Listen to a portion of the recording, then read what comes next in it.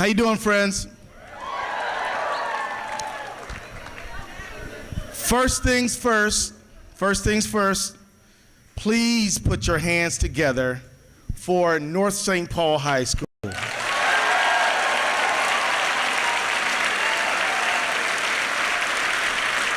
Want to give a special shout out to all of the students, all of the parents, the school board, all of the teachers, and certainly our superintendent, Christine Tucci Orosio.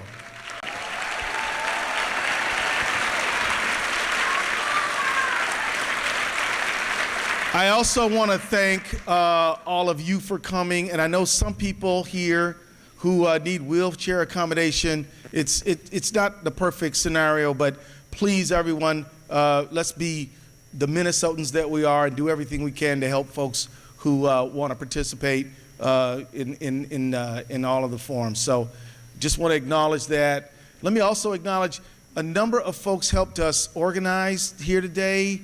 We had a whole group that pulled this meeting together. Put your hands together for them. Thank you very much.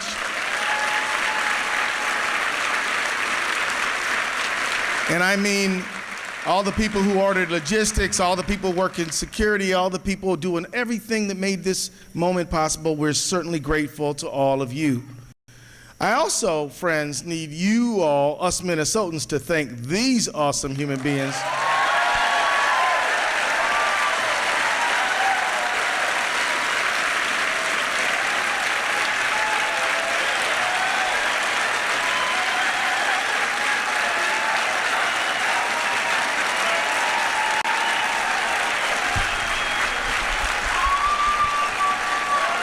Thank you. Thank you. Bless you all. I have the privilege of being on the phone with these guys 3 days a week, and let me tell you, they're all brilliant, they're all smart, and they're all very tough. No question. And this meeting we're doing today in North St. Paul is actually the second meeting that we've done. The first one was held and hosted by none other than Kris Mayes of Arizona, who is right to my left. We had a fantastic meeting, and I'm so glad we're here in St. Paul. Also, you're going to hear from Kris. You're also going to hear from Kwami Raoul of Illinois, everybody, Attorney General of Illinois.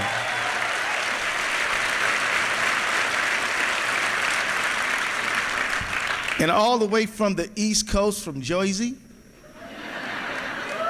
my dear friend and yours, Matt Platkin, everybody.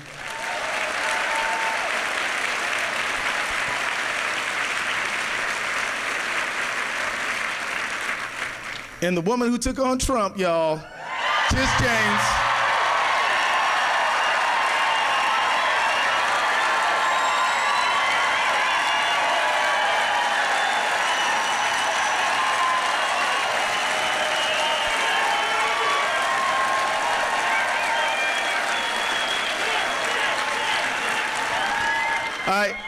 Tish, I think they're pretty happy about that. And let me just say, the thing I want you all to know is that we work together. We work as a team on your behalf. We're talking to Americans, and you're going to hear from them, and we're going to hear from you. So let me get on with it. The lawsuits that we are filing really are not about partisanship. They're about the rule of law.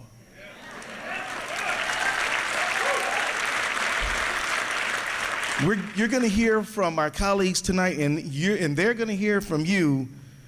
The fact of the matter is that attacks on our Constitution and our right to representative government are not acceptable, and we will not tolerate it. We're standing up for the right of the United States Congress to make decisions around appropriations, not somebody who just signs a piece of paper and says we're freezing all of your money. They cannot tear down institutions like the Department of Education, which is designed to help educate our families and our children.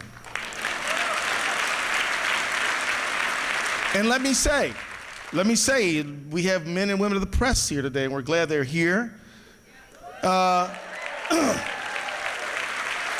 But it is simply not acceptable for the president to sue ABC and make him pay $15 million. To sue the Des Moines Register because they issued a poll that he didn't like, to investigate National Public Radio and Public Broadcasting Services, PBS, and to get up in the Department of Justice speech and say that CNN and MSNBC are illegal. The freedom of the press is not for the press, it's for you, your right to know.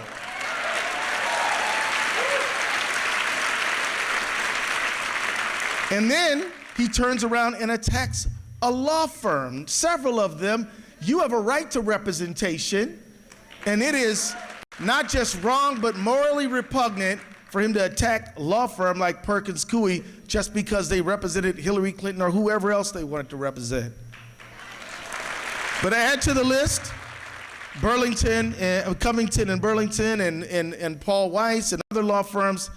And while he's attacking these law firms, the representatives, people's right to counsel, he, of course, let 1,500 criminals who attacked the Capitol go. He's also attacking our universities, institutions of higher learning which build and grow knowledge. J.D. Vance, who, I'll make a quote. He says, we have to honestly and aggressively attack the universities in this country. And then he says, the professors are the enemy. What does it mean when they attack the university and try to shut down the Department of Education? This is the same president who said, I love the uneducated. Remember that? He wants to keep people without not being able to understand what he's doing.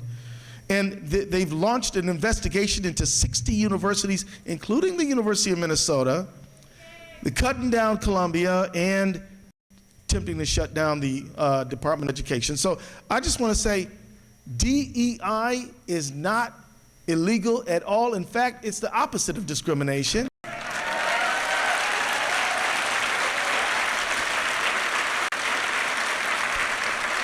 And we have to stand up and say that, yes, we have a big circle of compassion for all of America's people.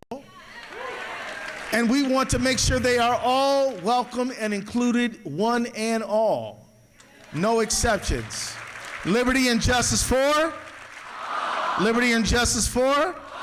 That's right. That's what we're fighting for. So, friends, let me just say that it is an honor that you are here. We're grateful for your attention. The people in the overflow room, bless you guys. You are in this room with us, in our spirit. And we want to acknowledge you and thank you for coming. And so now, friends, I want to call to the podium my friend and yours. Give her a big hand one more time because she's just that awesome. Kris Mayes from Arizona.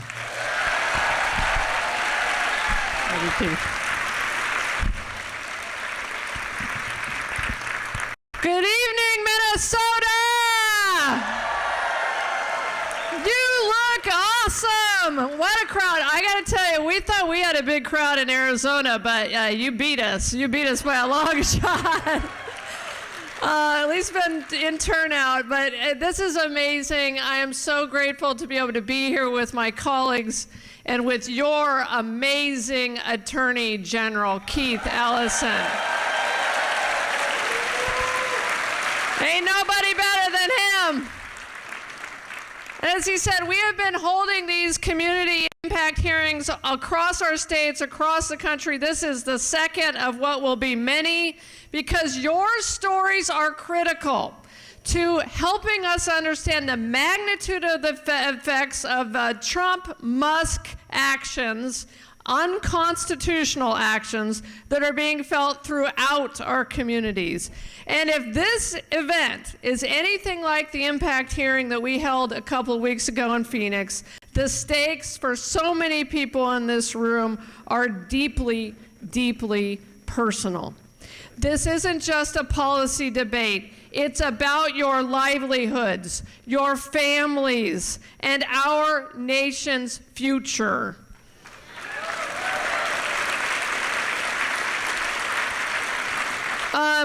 As you know, over the past several weeks, our offices, along with some of the AGs who couldn't be here with us tonight, but I promise you they would love to have been, and there are 23 of us working together. 23.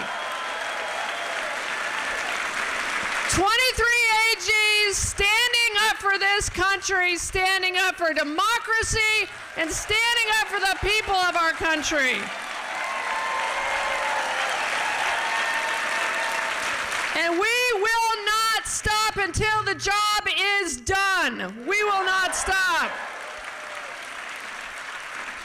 You know, and just to be clear, we do not believe that we are doing this because we don't believe in reform or efficiency. But reform must be done lawfully through the constitutional processes that exist for that purpose.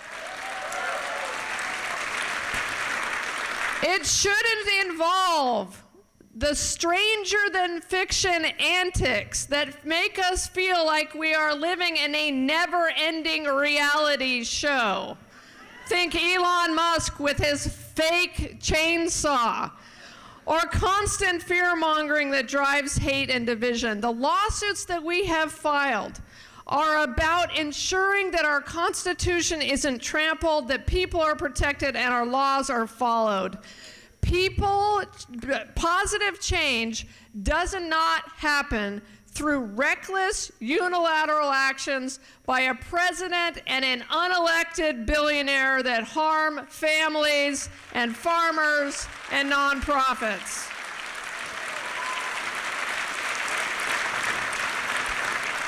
It doesn't happen through attacks on public education and on things that make it more difficult for our veterans and seniors to receive the care and benefits that they rightly deserve.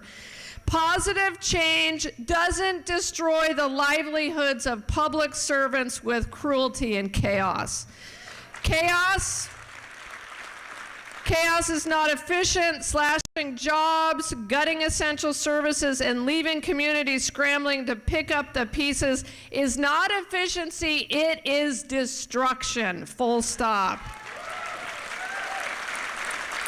So let me finish by saying, and then I'm going to hand it off, the impacts already being felt across our states is astounding and heartbreaking. We are here to listen to your stories tonight, but please know that we will continue to fight for you because it matters.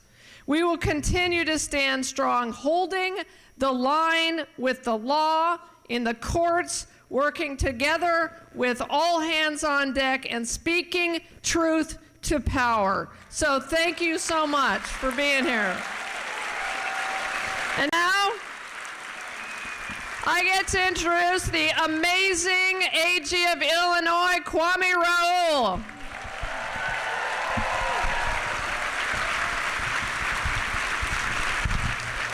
Good evening, Minnesota. I know you all love you some Keith Ellison. We do too. And one of the things you'll observe tonight about I and my colleagues is we all love each other because we've gotten to know each other in the fight. There's one thing that I want to say to you all is our fight started way before just a couple of months ago. We've been working together for years, battling for our democracy and for our republic. But the last two and a half months has been a fight. I'm a Democrat, but I'm fighting for Republicans. I'm fighting for independents. I'm fighting for a Green Party. And Tish, I'm fighting for the rent too damn high party too. This is a fight for our republic. I'm just getting personal before I just sit down. I've got a daughter in law school right now. She's approaching the end of her second year. So a year from now, I look forward to going to her graduation. More so than that, after she takes the bar, I look forward to putting her right hand up and swearing to uphold the Constitution.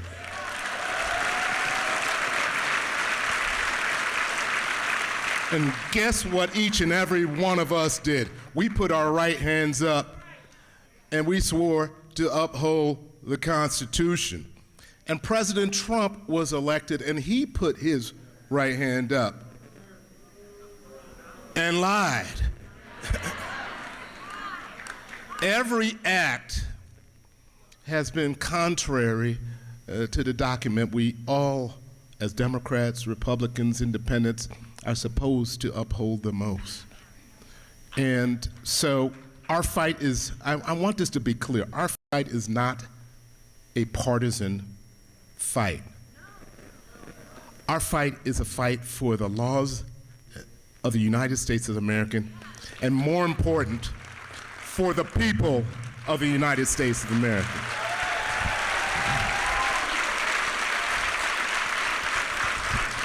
Now we have something in our AG community called the Platkin principles. We are guided by the Platkin principles, and with that, I want to bring up the super powerful AG of the great state of New Jersey, my good friend, Matt Platkin.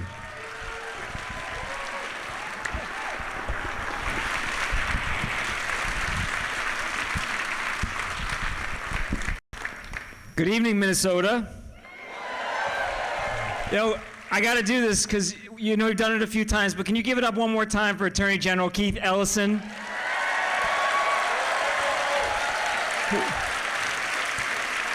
Who I will just say, I may be the youngest, but he is by far the coolest Attorney General that we got in the country.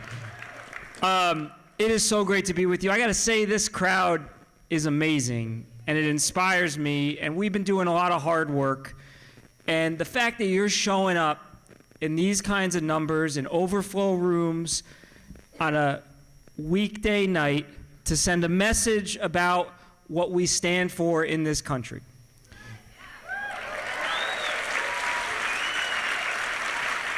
Because I know I join my amazing colleagues when we say, listen, we talk about the rule of law. We've been having this conversation in this country now for several years, and sometimes it can feel a little abstract, even for me. But I don't think it felt abstract to somebody on Medicaid who called my office. Yeah, you should boo. Because we're here to hear the stories that you're experiencing. Let me tell you something. I'm the Attorney General of my state, great state of New Jersey. All right. We don't always get those cheers. But I'm also the parent of 2 young kids. And I was at one of my kids' events recently, and a parent came up to me, they know what I do for a living, and they said to me, Matt, my daughter's autistic.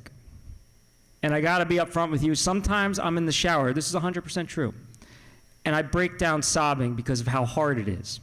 And the only peace I get is when I take my daughter to school and I know that she has aides there who are gonna take good care of her.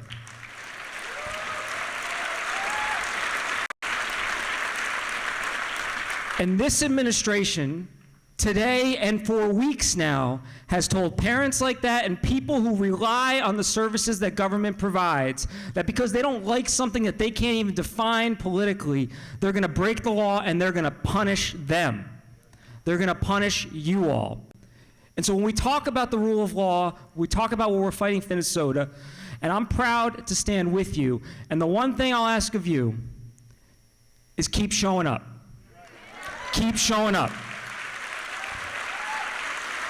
Because they are betting that we don't care enough, that they'll get this stuff by in the dark of the night. They do it at 8 p.m. on a Friday. I can't go out to dinner with my wife because they're gonna do something unconstitutional in the middle of it. We gotta keep caring, you gotta keep showing up, and we, I promise you, will keep fighting for you.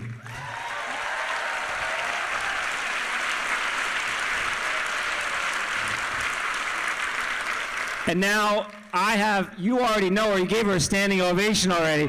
I have the great privilege of welcoming my neighbor, my good friend, one of my heroes, Letitia James from the great state of New York. Woo! Thank you.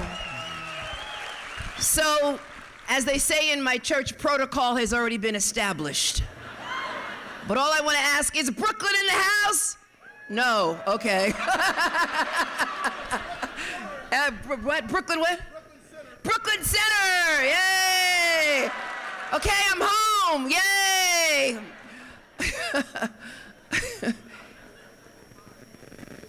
I come from New York, and I've come here today because individuals cry in my arms each and every day in my beloved Brooklyn. Immigrants who are concerned about their family being separated. Individuals who are concerned about whether or not their spouses are going to come home, whether or not they're going to be deported in the absence of due process. Individuals who have lost jobs, who don't know whether or not they're going to be able to pay their mortgage or their rent. Veterans who have served our country mightily. Law enforcement officers who grants have been cut because all of us engage in drug interdiction. We all know about opioids. We know about fentanyl. And then there's a new drug out there called xylazine.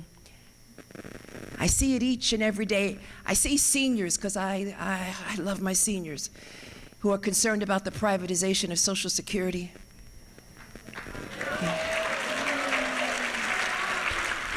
And people concerned about Medicaid, who rely upon Medicaid each and every day.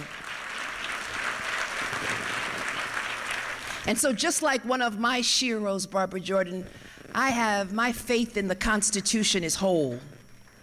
It's complete. And I'm not going to sit idly by and allow this government to diminish our Constitution, to diminish our freedoms, our liberty. Not now, not ever. I've got a lot of fight in me.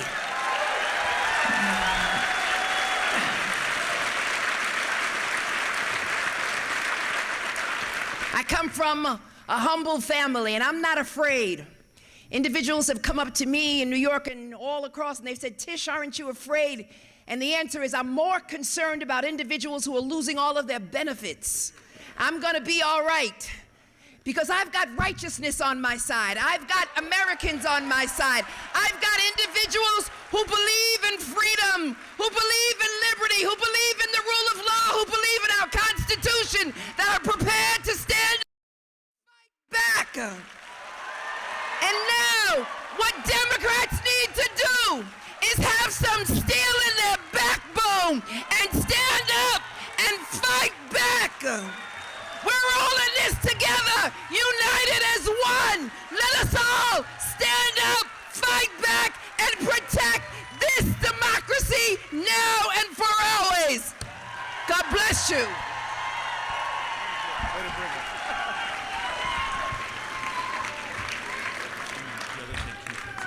When folks come up to speak, they need to look at Sakina for the time. Okay, good.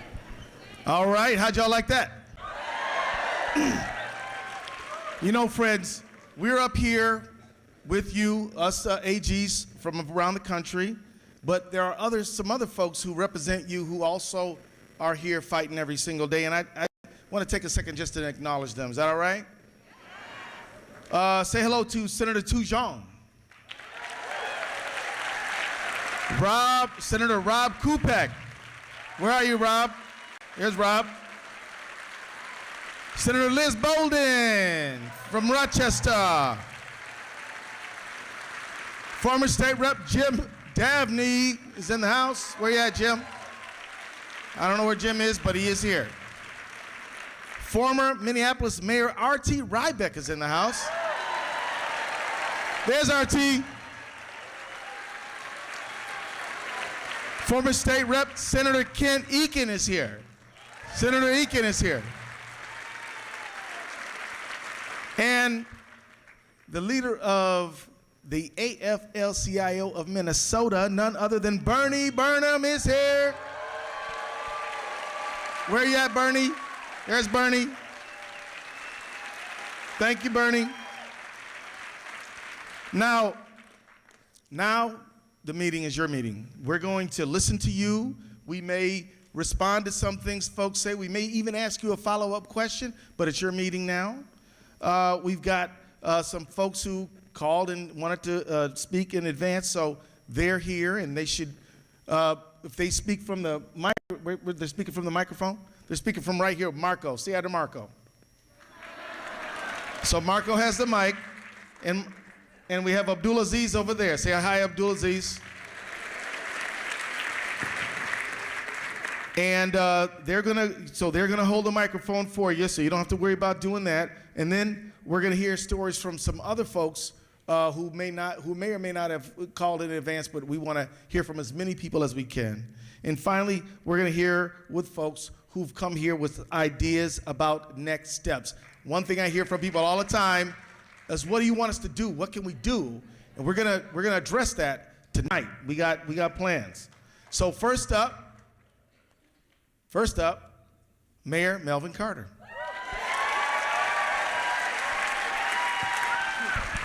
Thank you, sir. I appreciate it.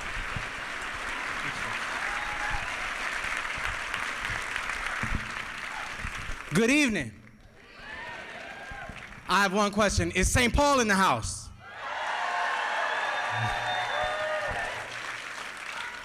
Attorney General James, Raoul, Platkin, Mayes, and my lawyer, Mr. Keith Ellison. I want to thank you all for your service. I want to thank you all for your fight on behalf of people all over the country who look up and wonder if anybody is fighting for them.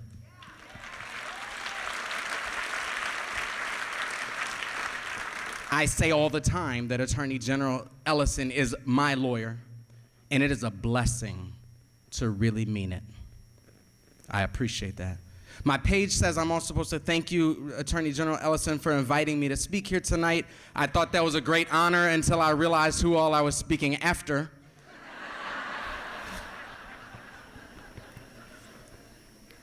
Listen, I have years of experience encouraging neighbors and community members in St. Paul not to take for granted the progress that we've made over generations. Let me tell you, over the past 3 months, I have realized the extent to which I am guilty of taking for granted some of the progress that we've made over the last few generations.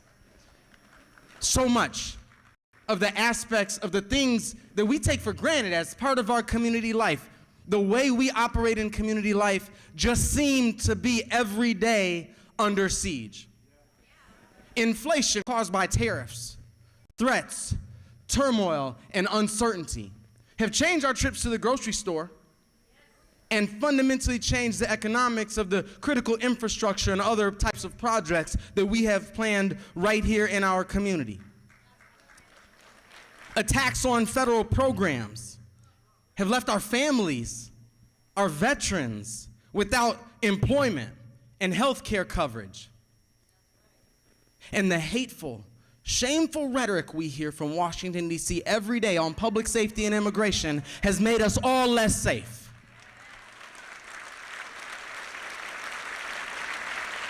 Attorney General Ellison, one document that exemplifies the harm that that type of rhetoric imposes is the press release unbelievably sent on official White House letterhead last month that specifically named you and I at the top of a list of elected officials they absurdly accused of wanting murderers and rapists to roam our communities.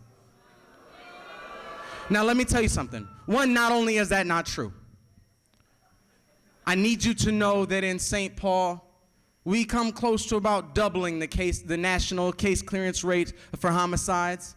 I need you to know that in St. Paul, just in the last year, we've almost tripled our case clearance rates for non-fatal shootings in our community. And I want you to know that we're proud of the national press that we get for our public safety outcomes.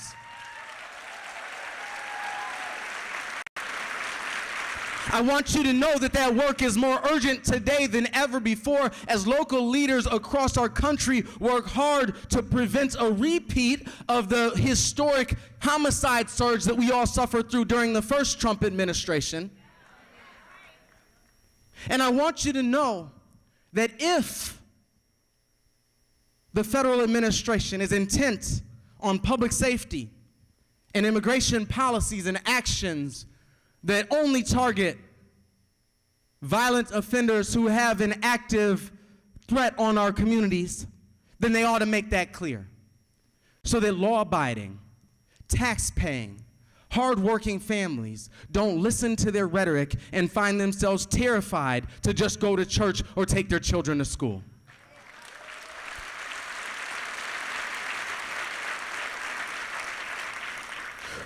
Well, let me tell you, they sent us a press release and we sent them back a lawsuit.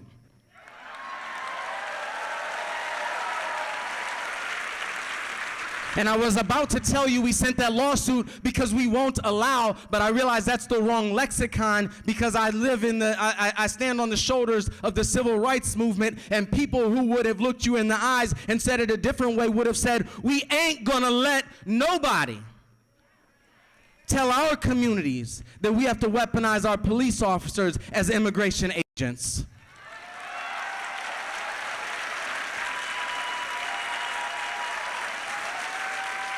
We ain't gonna let nobody tell the families and businesses who send billions of their hard-working dollars as federal taxes to Washington, D.C. every day, tell us that we're gonna have our community be cut off from the benefits of the federal taxes that we pay.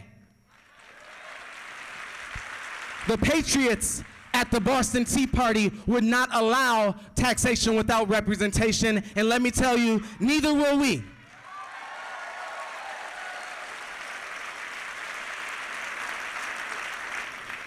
So I thank you for your work, and I want to be clear to the people who live in this community. I was at a school the other day and I asked the children, I'm the mayor, who do I work for? And the first guess was, the president? And listen, I told them that they could be excused for the error because sometimes presidents make that mistake too. We work for you. Our job is to make sure community works for all of the people that we represent every single day. I'm honored to be here with some people who are very clear in that work, who lead with courage and discipline every single day of the week. We are committed, and I speak on behalf of a whole bunch of mayors across this country who are committed in this same way, and our ability to carry it forward is there because of the way you operate in community, because of the way you all show up. We will keep showing up. We will keep showing out. We will keep advocating for our rights and that of our neighbors, because as we know, as I hear from our police chief all the time, we have no greater responsibility as local elected officials than to make sure that all of us, when our neighbor, our immigrant, non-immigrant, documented, undocumented neighbor smells smoke, they feel comfortable and safe calling 911. We don't do that for them, we do it for us. And we ain't gonna let nobody turn us around. Thank you all.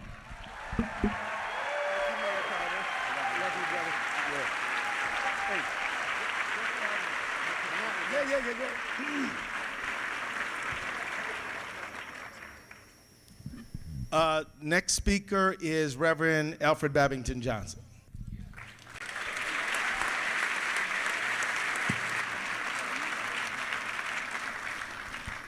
There's your timer right there. There's what? Oh. There's my timer.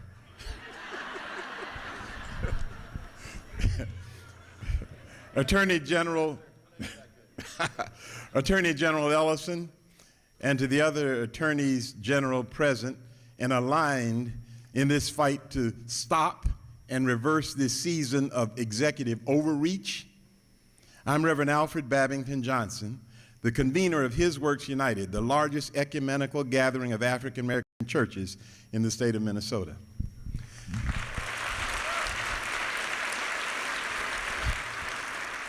I shared earlier today at our Elders Council that the United States of America was and is a wonderful idea. Creating a governing model based on mutually held truths that all men are created equal and are endowed by their Creator with a raft of inalienable rights, such as life, liberty, and the pursuit of happiness, is one of the best ideas this world has ever known. This great idea and grand experiment are now in critical danger. In the 60 days since taking office, the Trump administration has repeatedly assaulted this foundational principle. We witnessed the erosion of the community's peace of mind and overall confidence in the stability of a society that's designed with respect for laws and justice. The casualties of this brutal attack on the values we cherish are many. Within our churches, there are families that arrived in this country as refugees or asylum seekers. Even though they have the documents confirming their legal status, they live in constant fear that their rights may be stripped away by overzealous enforcers of quote-unquote homeland security. The valuable contributions they made by sharing their skills and insights with a labor force in need are now cast aside. Another victim, insidiously, is the general acceptance and respect for the concept of law and order. I'm grateful that we have a common understanding that speed limits are beneficial and obeying traffic light conventions serves the general good. A sense of law and order is required for living together harmoniously. As our youth witness the disregard that the occupant of the Oval Office has for the legislative prerogative and judicial authority outlined in the Constitution, erodes the foundation of the lofty values and principles that enable our youth to receive and uphold respect for the constructive dynamics that allow society to function effectively.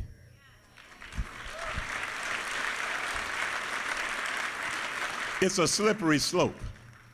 Once again, I applaud your dedication to using your intelligence and all the strategies and resources available to you in our extraordinary Attorney General Keith Ellison to advocate for our democracy and an equitable future.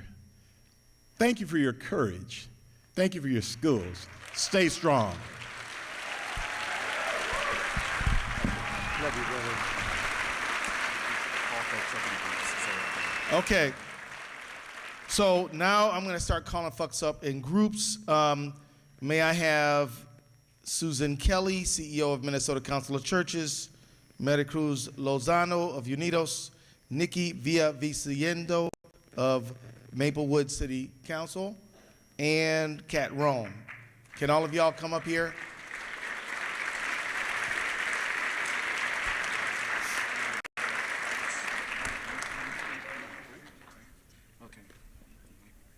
Okay, but there's only one mic. Good evening, everyone. I am Suzanne Kelly. I'm the CEO of the Minnesota Council of Churches. We represent 27 Christian denominations in the state of Minnesota, and over 1 million Christians in this state. I'm here tonight with a mixed heart, I would say. I want to be here, and I want to be of support to these attorneys general who have invited us here to speak, but my heart is in Minneapolis because later tonight I have to leave here and go there to a farewell party, and I'll tell you about that in a minute. But first I want to talk to you a little bit about what's going on in the refugee services world in Minnesota. As most of you know, President Trump issued an executive order on January 20th banning refugee admissions, followed by the swift stop work order, abruptly ending critical services for refugees already in the United States and causing significant impact to refugees stranded overseas. Then, amid all of that chaos and confusion, on February 26th, the U.S. State Department moved to immediately terminate cooperative agreements with all 10 U.S. refugee resettlement agencies. In response, the plaintiffs in Pasito versus Trump filed an emergency motion requesting a status conference to address the termination notices. That is ongoing. So what does that mean here in Minnesota? For the Council of Churches, and we are one of the largest refugee-serving organizations in the state, it means that, thank you. It means that over the past month, I've had to give layoff notices to 26 of my employees. And it means that we have had to, this week, share with our clients. And last year we served about 1,000 clients. And this year we were expecting to serve about 950. They are now stranded overseas in refugee camps. So for those that are here and that we have been serving, we've had to notify them this week that as of April and May, we will no longer be able to pay their rental assistance. We will no longer be able to help them with groceries. We will no longer be able to help them take on employment opportunities. Everything that we've done for them will come to an abrupt end. The fact of the matter is we do get state funding, and I thank you all state officials that are here who have continued to fund refugee services in Minnesota. You all deserve a round of applause.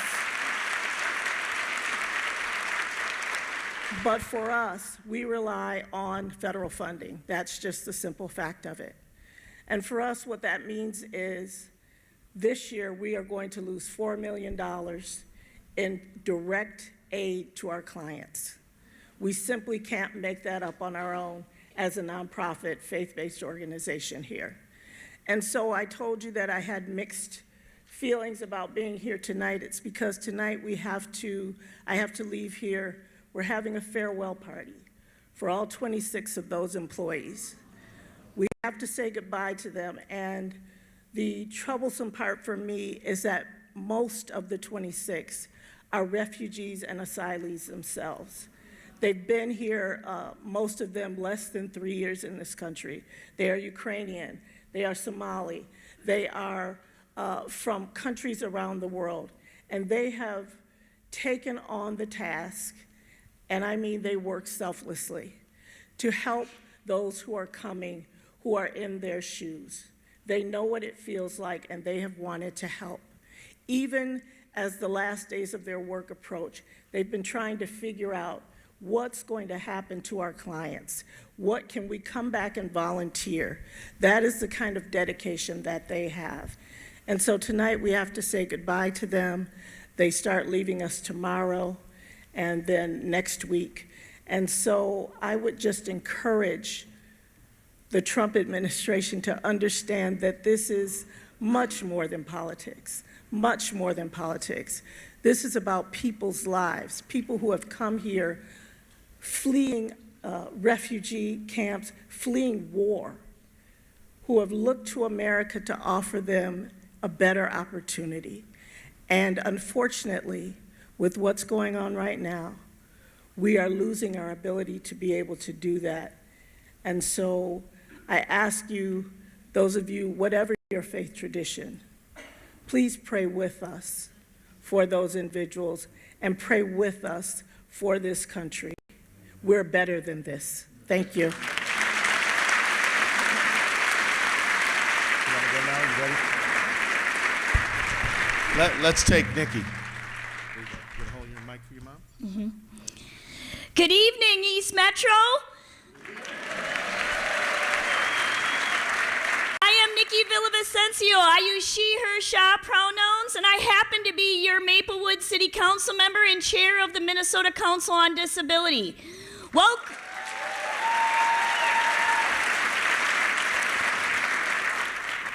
Welcome, Attorney General Keith Ellison, and thank you for hosting this tonight. It's a crucial time for the East Metro as we navigate proposed budgetary changes at both the state and federal levels that could deeply impact our most marginalized residents. Governor Tim Walz's budget proposal seeks to close a projected $5 billion deficit by cutting $280 million from the disability services in the 2026-2027 biennium. This includes capping inflationary increases for Medicaid, home and community-based services waivers at 2%, reducing billable days for residential services, and and cutting funding for daytime service providers. These changes threaten the quality of care, make it harder to retain qualified support staff, and put the independence of thousands of Minnesotans at risk. This means forcing people back into segregated and institutionalized spaces. As someone who was born with disabilities, I've seen time and time again that whenever our communities are short in their budgets, people with disabilities and senior services are cut first. Myself, my family, the disability justice movement in Minnesota, and the East Side will not tolerate this much longer.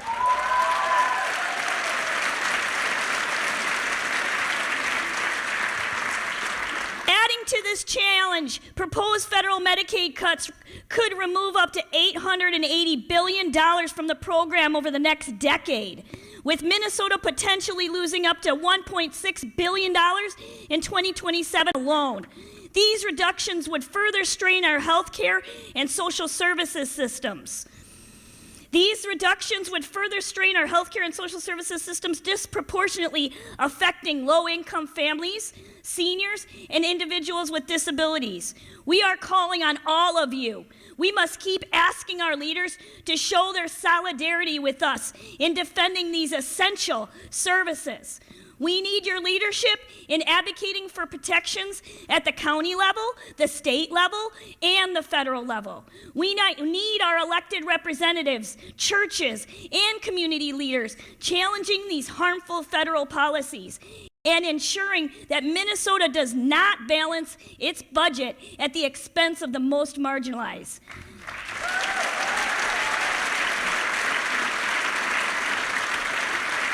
The people of the East Metro need a strong voice to protect access to health care, senior care, family assistance, equitable education, and disability services. Our communities are counting on it. Thank you, A.G. Ellison, for coming to the East Metro. And in the disability community, we say, nothing about us without us. Thank you, Nikki. Good job. Good job, Nikki. Now, I just want to say to all of our speakers, everything you're saying is vitally important, but Sakina needs to keep you to the time limit. All right? So that's Sakina right there, y'all. And we're doing 2 minutes right now. So let's keep everybody coming. Maricruz Lozano.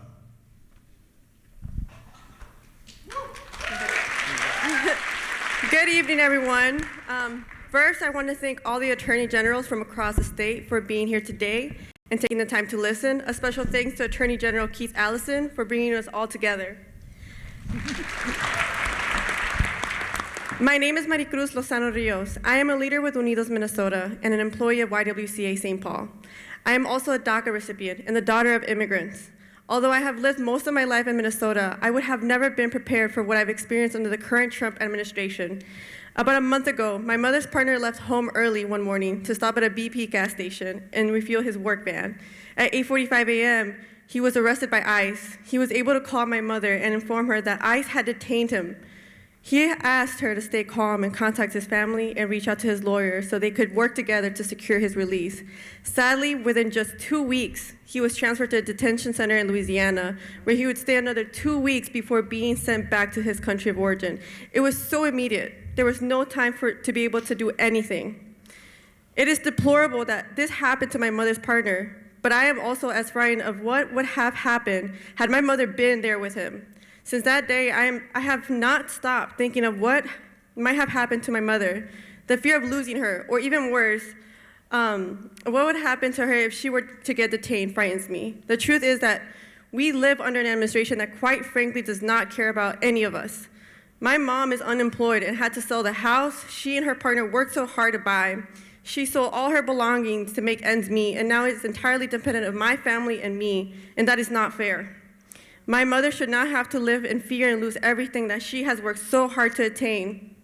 2 weeks ago, my partner called me in tears before heading to work, saying that I had detained his uncle. This wasn't the first time he had faced such a situation, as he had already gone through the same experience before. Unfortunately, this is a reality all too familiar for many of us immigrants and communities. All I could tell him was to stay calm and lean on family and community for support, but I know that that's not enough for family, for when your family is being torn apart. It is heartbreaking to have to sit down with loved ones and make plans in case you are separated, deciding who will take your belongings, your bank account, so much more. And I should be able to sit at the dinner table with my family, share laughs, and feel safe. Instead, we're forced to plan for the possibility of deportation.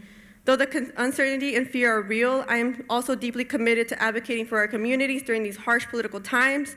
The Trump administration has impacted me deeply during these past 2 months alone, but more than ever, we have to come together, organized, because I'll be damned if they keep hurting my family.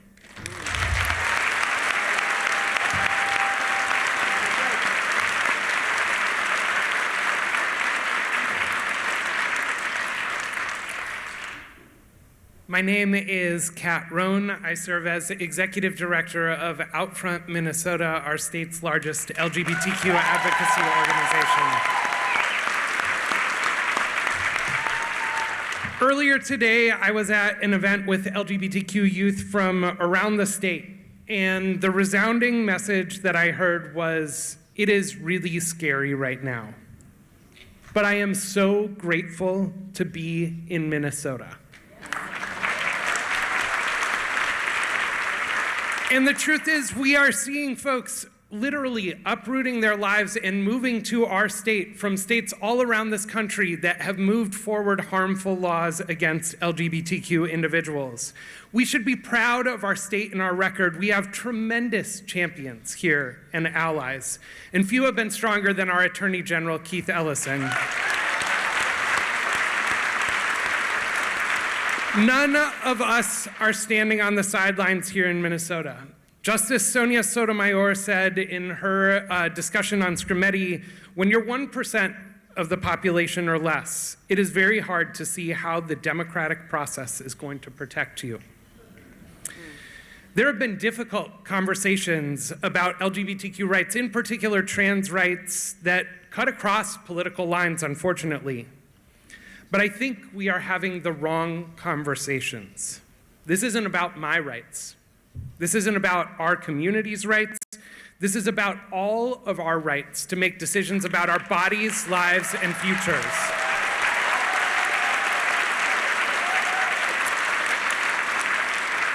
LGBTQ people are in every community in Minnesota and in every state around this beautiful country.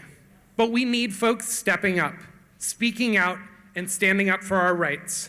The fight is for all of us, and here in Minnesota, we are not ceding ground. Thank you.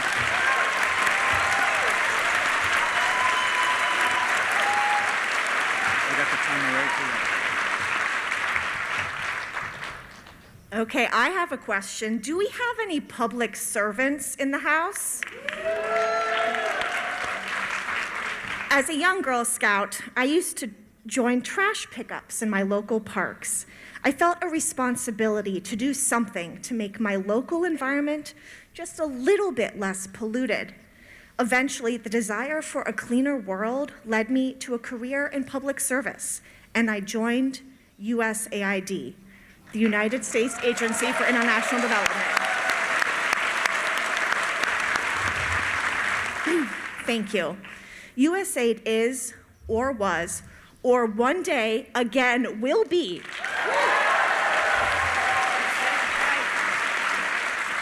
dedicated to advancing peace and security around the world. I was proud of my technical work, and I was proud of America's commitment to fighting global poverty, disease, and instability, all for less than 1% of our national budget, which was authorized by Congress. This development work was led by patriotic civil servants, and it made America safer and stronger. Thank you. I speak to you tonight as a private citizen and a Minnesota resident. I want you to hear from someone who was there when DOJ threatened staff with disciplinary action for speaking up, tracked our meetings with AI, and forced their way into our classified file system. News reports spoke of a waiver process for life-saving programs, but I was there to hear countless stories of programs that didn't get their funds and still haven't, and had to turn patients away, let their staff go, and betray the trust of people and governments around the world who cannot understand why we would do this. It happened here, too, in Minnesota, where at least 18 organizations used to have programs with USAID. These Minnesota businesses brought in over $150 million in revenue and provided everything from life-saving nutrition in Somalia to support for farmers in Haiti. Unfortunately, almost all of these awards have been terminated. On top of that, $70 million a year in Minnesota grown commodities like grains and beans will have to find new buyers. It's not USAID. A few weeks ago, DOJ terminated my position, but I swore an oath to this country that I would protect and defend my country from all enemies, foreign and domestic. That's right. You know the oath.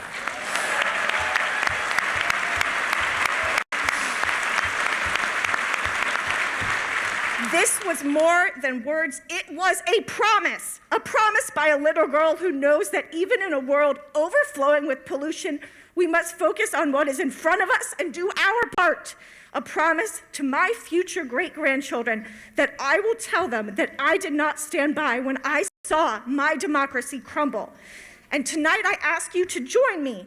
Are you appalled at what is happening and don't know what to do? Form a group of 10 to 15 folks who want to do something and don't know what, but figure it out together. We are not responsible for doing everything, but we must do something.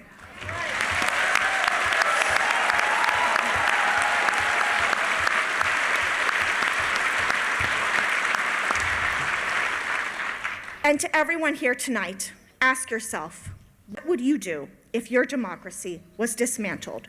Join me in keeping my oath to this country and striving to one day tell our great-grandchildren, we did something together.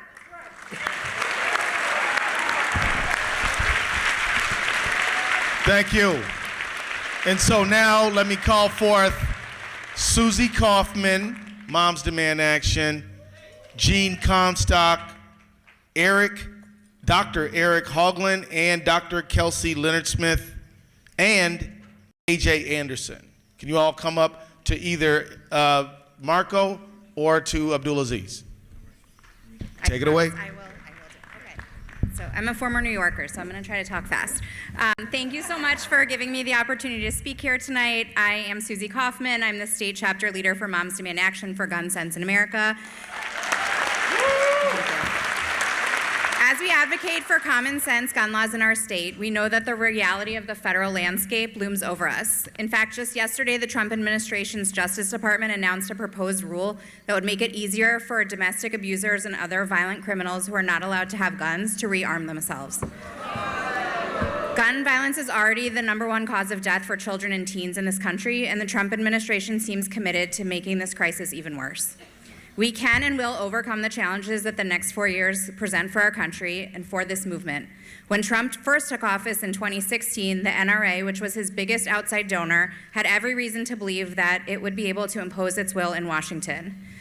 But we successfully stymied its top federal priority, concealed carry reciprocity. This would force all states to recognize every other state's requirements for carrying a concealed gun in public, including states that have weak or even no requirements at all.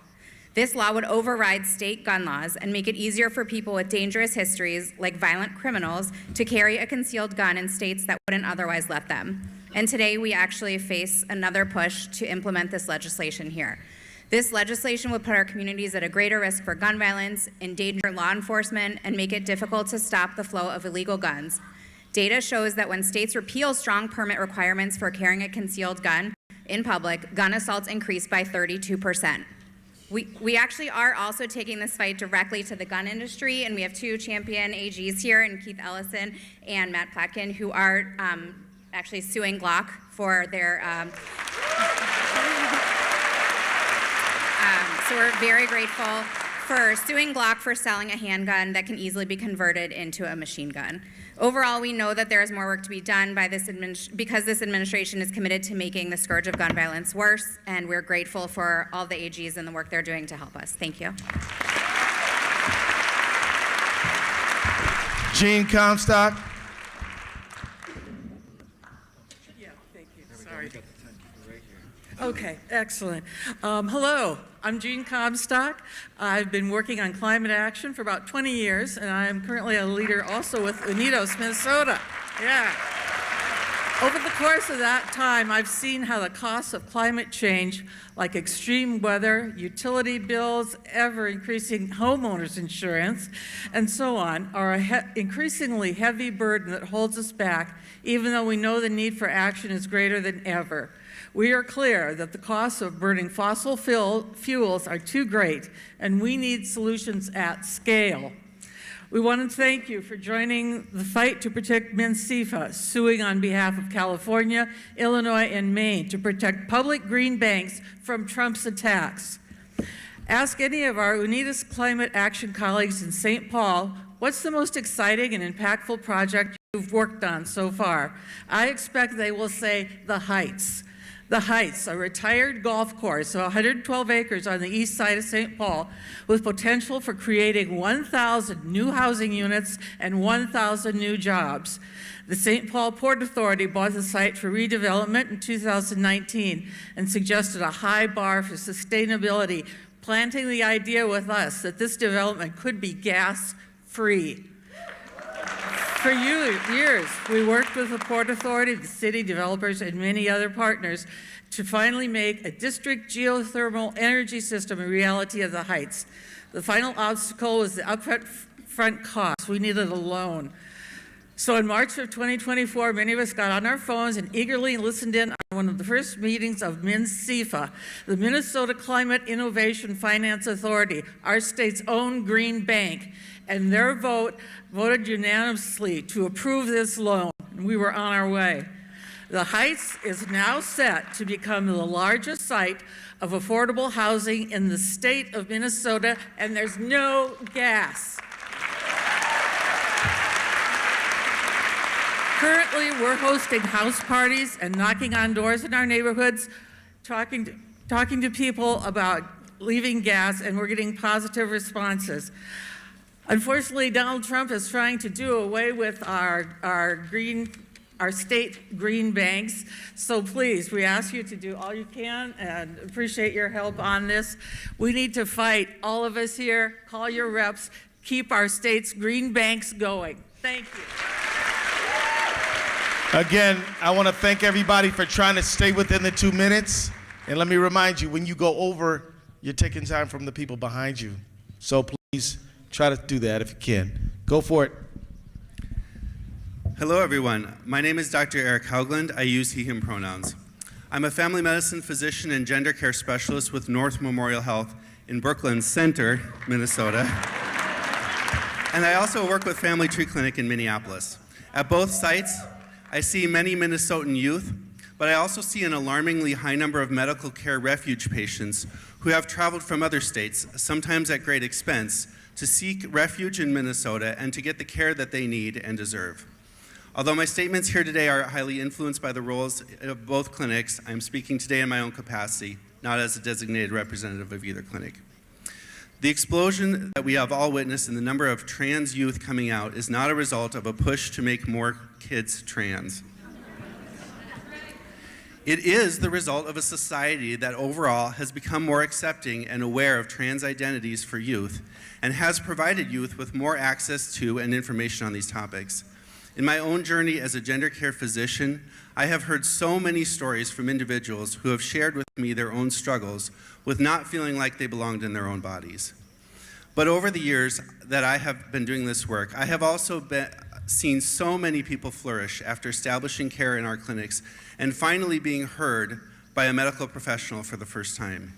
Being told that you are not crazy and that I am here to listen to your story and your struggles and that I am going to do what I can to help it make it right. There can be an enormous amount of joy that can come when somebody finally feels like they have control over their life and can reclaim the person that they were meant to be and be proud of who they are. Gender care for youth is a very well-studied and strongly evidence-based medical practice that has been considered to be a standard of care for many years now. It is not new, it is not experimental. Gender care clinics in Minnesota follow strong, well-organized, and well-studied clinical practices that have been meticulously developed by a number of professional medical organizations. At this point, every major medical society in the United States which has the purview to weigh in on these topics has agreed that it should be offered. Our processes when we meet a new patient are very thorough and involve numerous thoughtful conversations about an individual person's lifetime of experiences with gender, their individual sources of dysphoria, their ideal body image, and their long-term goals. Only after these topics have been thoroughly explored do we consider medical interventions if needed, starting with the least invasive options and moving forward from there as needed. I want to tell you that the last 2 months have been very difficult for our patients and their families. The open hostility we are now seeing from the federal government towards transgender and gender diverse people has had an awful and chilling effect on many of my patients. At this point, I am daily finding myself having to have conversations with trans folks who are worried that their own federal government is going after them now and they need to find ways to hide who they are, as if some of them are criminals. Trans youth just seeking out the medically necessary care that they need to help stabilize and improve their health are now having to worry about what will happen if they lose access to the care that they so depend upon. I am very proud to be part of one of the states that has stood up and said no to this form of bullying from our federal government. I would ask that all of you stand up and support the trans community in this most vital way.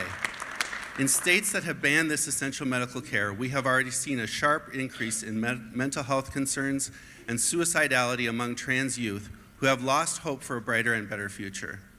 The current federal administration is working hard to see that this necessary form of care is banned across the country. It is not hyperbole to say that many lives are depending on what you and your offices are able to do to protect our rights.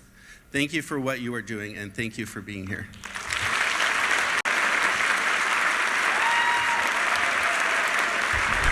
AJ Anderson.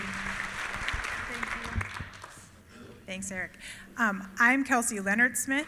I am the director of gender care at Family Tree Clinic in Minneapolis, and I'm also a professor of family medicine and community health at the University of Minnesota Medical School, although I'm speaking on my own behalf. I'm also a mom. I'm a member of the LGBTQ community. You know, as a physician and a parent, I'm just so horrified by the dramatic overreach of these executive orders. You know, specifically, the order seeking to ban the life-affirming and medically necessary care that we provide to transgender youth, this is asking me to break my sacred oath as a physician.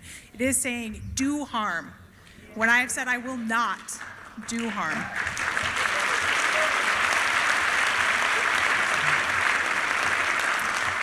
I don't know how much you know about family medicine doctors, but we take care of everybody. I spent this morning in the hospital over in Maplewood. I spent the afternoon in the clinic here in East St. Paul. I saw babies. I saw 90-year-olds. I saw trans people and queer people and people from all walks of life and speaking many different languages, and they are all scared for so many different reasons. And I do not have time in my day when I'm trying to help you with your blood pressure to also navigate, let's calm down and take a deep breath together. Because you can't take a deep breath and relax right now. None of us can. Our trans kids deserve to be healthy and happy and thriving everywhere.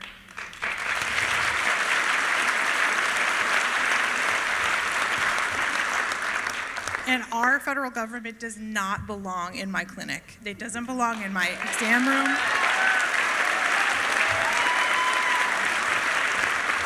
As a parent, I know what that horror would feel like of the government telling me I can't make medical decisions for my own kids. That is my right.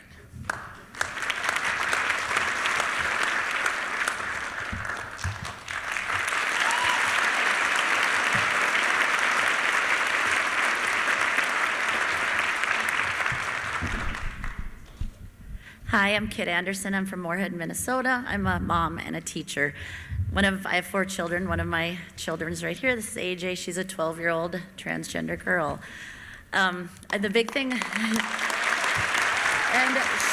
she's thriving. She's happy. She loves school. She has a ton of friends. She's playing sports. Thank you for pushing for that. She loves sports.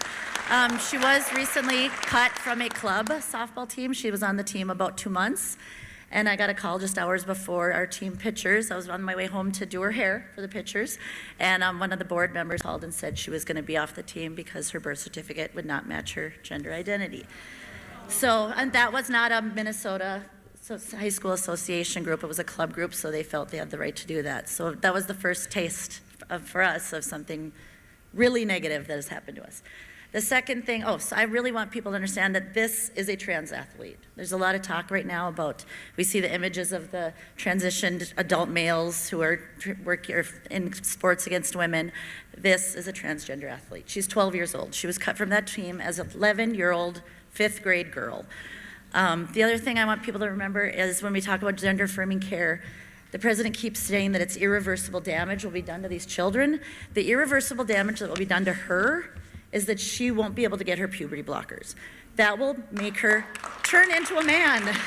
When she is 19, she will have an Adam's apple. She will be a giant, hairy, men are gorgeous, but I don't want that for her. She will spend the rest of her life trying to reverse that. That is irreversible damage. So it's not these 4 or 5 years now, it's the rest of her life.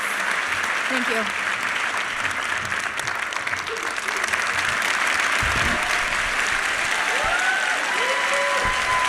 Y'all have any comments? Okay. All right. So Elizabeth Kirjava, Isley Andaya, Daniel Amex, Seamus Johnston. And remember, you can go on both sides. My name is Elizabeth Kiryava, and I am a transgender veteran. Recently, Trump and his administration initiated a plan to end transgender care at the VA. They claim, without solid evidence, that our care is unnecessary. The truth is, the VA has saved my life over and over again. When I attempted suicide after I left the military, when my late wife was suffering from cancer, when I came out of the closet, the VA was there for me. And I am a healthy, productive member of society today because those heroes cared for me when I couldn't care for myself. Trump is trying to take that away from me. After the election, I could no longer trust that I would have the access to care and I've spent thousands of dollars establishing treatment outside of the VA. But even our community's access to private care is uncertain now. Mango Mussolini and his regressive regime say our care is unnecessary. I disagree. But this attack on trans veterans and service members is just the latest in a series of body blows to the community. On February 28th, Trump ordered federal agencies to ignore guidelines created by the World Professional Association for Transgender Health, or WPATH. That order, ending care for children, also instructed federal agencies to remove WPATH influence from every other part of the federal government. A few days ago, they all but ended care for me at the VA. And HHS rules proposed today will make obtaining necessary care a living nightmare. Today, they attack transgender service members and veterans. Who's next? Parents, teachers, transgender people in professional licenses? Will we be deemed unfit because of our identity? This administration has shown nothing but malice towards my community. Their attacks are propped up by empty rhetoric, junk science, and outright lies. Isley Andaya. Is Isley ready? Hi, my name is Isley, last name Andaya. I'm an Air Force veteran who worked at the Veterans Benefits Administration until I was illegally fired via an email. So is my colleague here. This email came as a surprise, not only to me, but to my entire chain of command. I took it over and I said, "Can I go home now? I was fired." And he said, "WTF." This was an email firing me, coming from a representative I had never met from the Office of Personnel Management, an individual who didn't have any hand in the process of interviewing me, hiring me, or even working with me personally. The email stated that I did not meet the burden to prove that my continued service would be in the best interest of the public. As a veteran, I wholly disagree with that statement and obvious generalization provided to illegally fired employees. My superiors, who have done nothing but appreciate and laud my work, should be the only individuals allowed to fire me, even though they wouldn't, based on performance, because they are the witness to my performance and my achievements every day. I'm a veteran and a military spouse.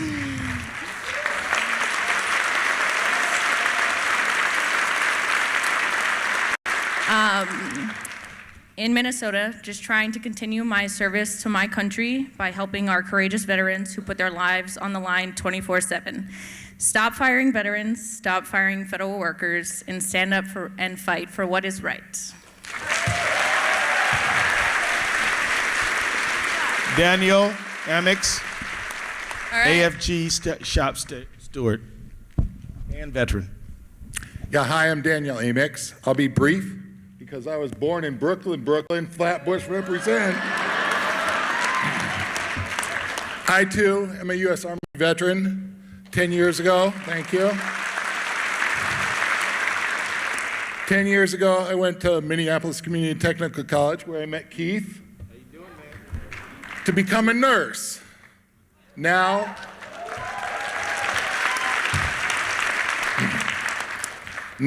I work, I don't want to violate the Hatch Act here, but I work with veterans administering medications every day, providing care every day. I'm a proud shop steward on my unit with AFGE, the American Federation of Government Employees. I got that fork email. I get that, what did you do last week? I restrained myself from sending him anonymized pictures of what I had worked on that week in the rehabilitation ward, right? But I wanted to invite you all to join us and Bernie, I hope, at a rally at the VA this Wednesday, the 26th, at lunchtime, outside the VA.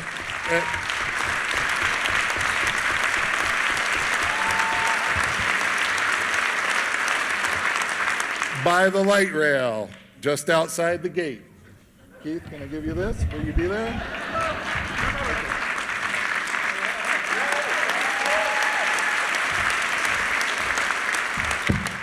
Thank you, everybody. Thanks, Daniel. Seamus Johnson.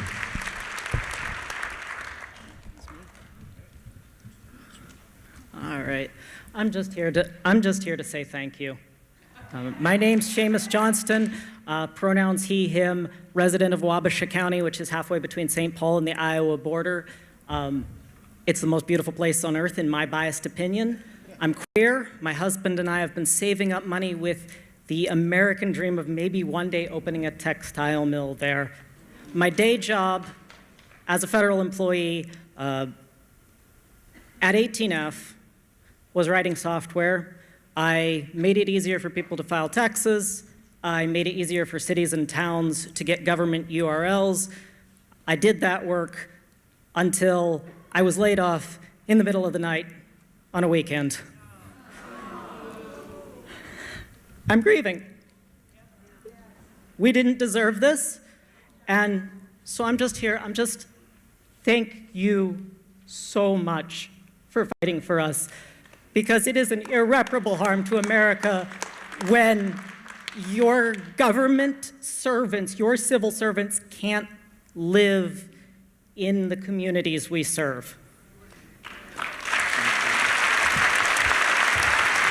Thank you, Seamus. Thank you, Seamus, very much. So now let me call forward Elena Boiter, Paul Feisel, Rachel Dick, and Dr. Christy Manning. Oh, we got one? Oh, sorry. Go for it. My bad. All right, my name is Joy Marver. I've been a proud member of this community for many years. After 9/11 terror attacks, I answered the call to serve the country by enlisting in the Minnesota National Guard.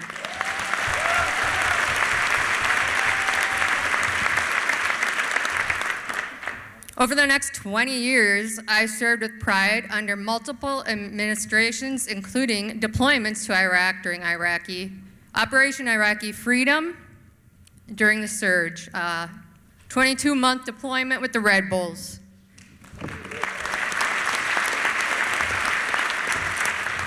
Again, I was deployed in 2019 during Iran's retaliatory attacks. I became disabled on my first deployment when I ran over a roadside bomb. I suffered my first TBI blast-related attack. On my second deployment, a rocket hit my bunker. This is the base of a 107 millimeter rocket. I suffered my second TBI.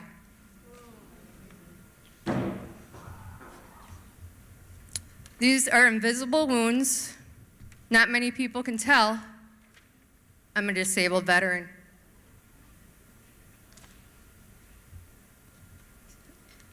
I had a career and a law enforcement degree. I could no longer do that. I could no longer compete in law enforcement or safety and security. I recently reached out to the VA for voc rehab. I had to make a career change. They helped me. They helped me get a new career within their system. There was a position just right for me. I was working with veterans again, working logistics. Logistics was my position in the military, as well as a military police officer. This is the first time that I felt like I could be understood. The civilian employers don't understand the invisible wounds. However, this issue brings me here today. It threatens the well-being of our entire community. DOJ's overreach has created an environment of fear, uncertainty, and betrayal. These threats have mass layoffs and funding cuts caused immense anxiety among employees, including myself. I had to reach out to my mental health provider to adjust my anxiety medication just to get through the day. On February 14th, I witnessed a group of hardworking, high-performance colleagues lose their jobs under the guise of poor performance, despite their stellar reviews, achievements. And then it happened to me. On February 25th, I arrived to the office as usual, only to find my computer access has been revoked. No one has warned me, no one gave me a prior discussion, no documentation. All I was given is a Post-it note.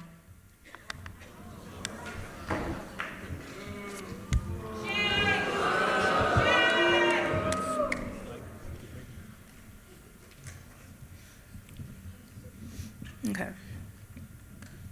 The Post-it note contained just the HR email address and my supervisor's phone number. This is due because this came from an external source. DOJ terminated me. No one in my chain of command knew I was getting terminated. No one knew. It took 2 weeks to get my termination email sent to me. It was under poor performance. I had my review in October, exemplary across the board. I have never had a poor performance in my entire career. This mishandling of tremendous took toll on my mental health. As I left the VBA parking lot that morning, the weight of despair felt unbearable. Stuck in heavy traffic, I found myself at the red light staring at the bridge, contemplating the unthinkable. It was fleeting, but all the real thought born out of hopelessness and desperation. But then, over the tree line, I was planning on taking the truck over the bridge. But then over the tree line, I saw the VA medical hospital. And I took the choice of going in and admitting myself into the crisis clinic.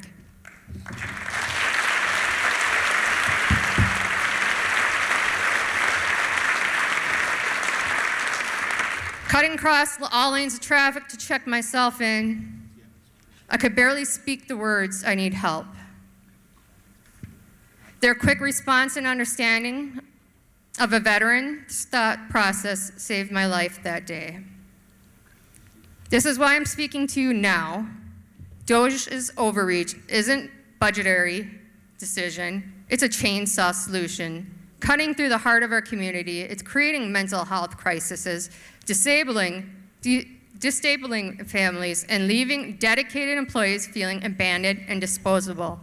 We cannot let this continue. Our community deserves better.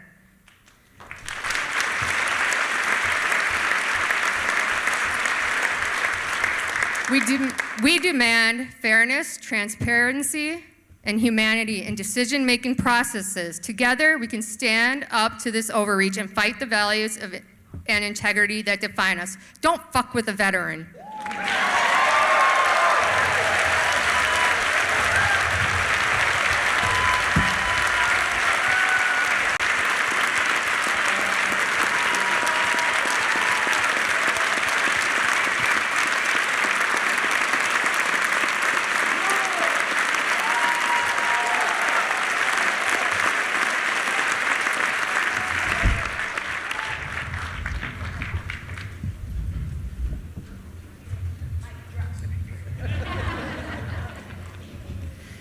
Hi, my name is Elena. I was a federal employee who, like tens of thousands, was unlawfully terminated because my role was in my role for less than a year and therefore did not have full protections yet. The stated reason, as we've heard, it was for performance, despite having a positive record. I'm here to explain how having my job suddenly and illegally ripped away has impacted my life. Quote, "The way to greater American prosperity is encouraging people to move from lower productivity jobs in the public sector to higher productivity jobs in the private sector." That was a line in one of the many chaotic, conflicting, and often threatening emails that I and 2.4 million other federal servants received from the Office of Personnel Management and the Department of Government Efficiency. I was in disbelief when I read that line, and I'm still floored and angry at how insulting, dismissive, and flat out wrong that statement is.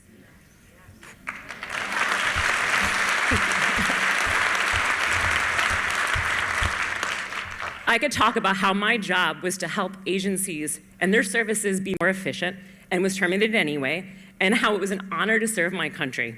But for the sake of time, I want to keep the focus on the last part of that sentence, the way to greater American prosperity.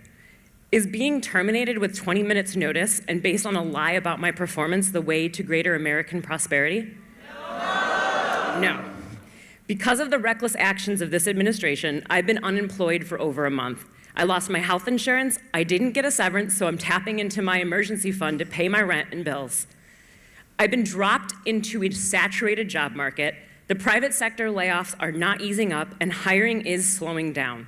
And we're teetering on the edge of an economic recession, the second of my generation's adulthood that created for me 15 years of low-paying or unstable jobs, freelancing without benefits, and a competitive job market where an undergraduate degree that I still have student loans for was no longer a leg up. I had hoped that this federal government job, the job that took me 11 months to interview for and pass security background checks to start, could finally provide the stability that my partner and I, sorry.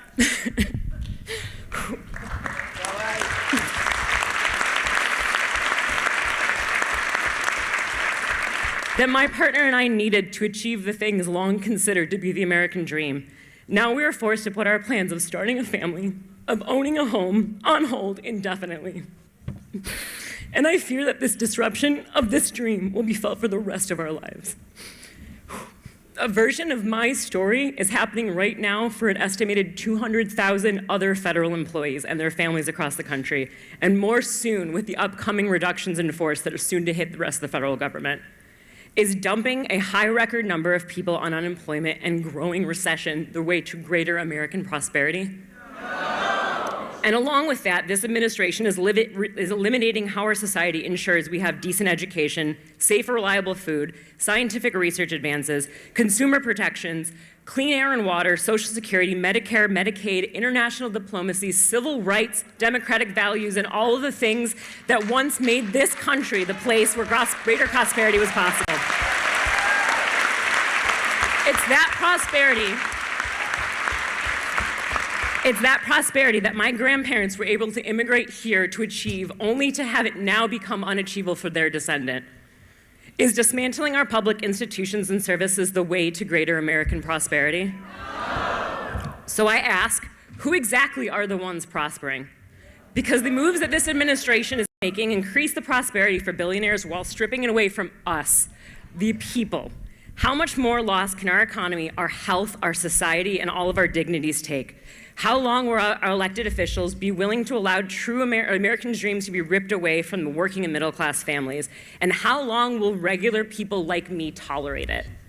I thank you, Attorneys General, for doing what's right and fighting with us. And thank you, everyone, for being here. I urge everyone to join in and fight back. Call your representatives, hold them accountable, and don't let up. We need to take back our democracy so we can start rebuilding the workforce that provides the public services we need to survive in this country, the things that make it possible to actually create the way to greater American prosperity for us all. Thank you. Elaine, could you hang on? So one of the important reasons for us to be here is that this happened in Phoenix too. We learn new information, okay? And I want to ask this of you, and at some point we need to get the information from the other fired federal employees. You're a probationary employee, correct? Correct. And you haven't. Let me ask you: have you been contacted by the Trump administration, or is it the VA that you worked at? No, okay, your agency to be rehired yet? I have not. Okay, so we won a case last week. Two federal judges, including in a lawsuit that the AG's filed, won a case last week that requires them to rehire you. And so, but what we're hearing is you have not been rehired. What we're hearing is you have not been rehired yet. Is that correct? That's correct. Okay, and then we want that information from the other individuals. Have you been recontacted by your agency? And it will go into it. We'll use that to make our decision about whether we go back and seek a motion to compel against the administration. Thank you. Good job.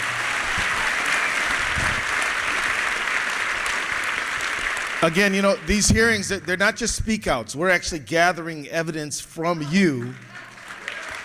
When we go and file a lawsuit and then go into court and get a temporary restraining order or a preliminary injunction and they're not doing it, we need to know about that. And so thank you for having the courage to come forward. If you don't speak today, it's okay. Reach out to my office, and if you live in Minnesota, and we will bring this evidence forward. Real quick, everybody, real quick, very quick, write this number down. Y'all ready? Write it down. I'm going to give you a few seconds. I'll repeat it later. 651-296-3353. So, who didn't get it? 651-296-3353, and our call center going to be live, ringing tomorrow, ain't it? But we need you guys to call in because we go to court, we fight these cases, we win them, and sometimes they don't comply, and we need to know. So, yeah, we can. There are a lot of things. We can bring a motion to enforce. We can bring perhaps a motion for contempt. There's a lot of things, but if we don't know, then we certainly can't do anything, right? So, can you guys call if you don't hear about this, if you don't hear from the Trump administration that you're about to be rehired, we need to know about that if you're a federal probationary employee. Keith, can I speak to that too? So this came up in Arizona as well. What happens when they violate a federal judge's order? And it happened, and AG James can speak to this, but we saw them violate the federal funding freeze order that AG James and the AGs won in New York. In front of a New York federal judge. We brought a motion, Tish, was it a motion to compel or motion to compel, and then we forced them to comply. So, Tish, do you want to add to that? We've been talking about our great work, but I guess everyone needs to know the cases that we've been involved in. And if it relates to your particular situation and you feel that you haven't received relief, then you should reach out to AG Ellison's office or any of our offices. The first case we won was birthright citizenship. We got a TRO. So no. There's a lot, so don't just hold your applause, okay? So, birthright citizenship, it's important that individuals understand we won that case. 2, funding freezes that New York brought from the Office of Management and Budget. Basically, when they wanted to pause all of the funding to all of these agencies, we got a TRO. Then we discovered that, in fact, there were still funding freezes all over the nation, and we filed a motion to compel, and they lifted the pause. And that's why we need to get more information from you. Doge. We went in to Doge and to Elon Musk and his Musketeers, and we also, because they gained access to our sensitive information, and we were able to get a TRO as well as a PI. National Institute of Health, that gives grants. Somebody said, woo, they got a grant.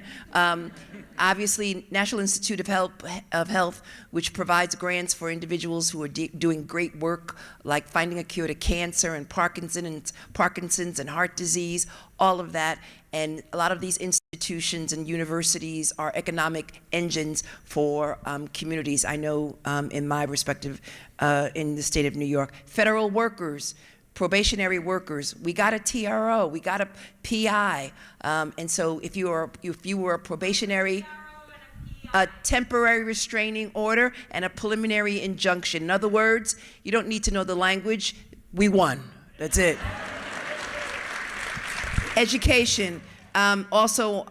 We filed an action in anticipation of what happened today, and we will probably amend that case and get a preliminary injunction as well. Gender affirming care. For the trans community. And let me just say, we don't need the government in our doctor's office, not only for gender affirming care, but also for reproductive care as well.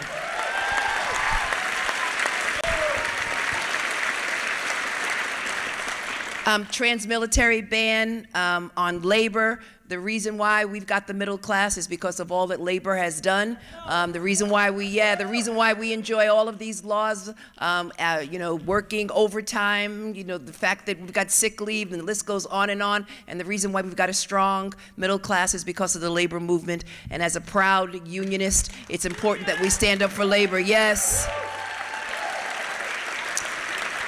So on March 5th, when we joined a multi-state regarding the National Labor Relations Board, and that judgment was granted as well. TPS for Venezuelans, for Haitians, we won that case as well.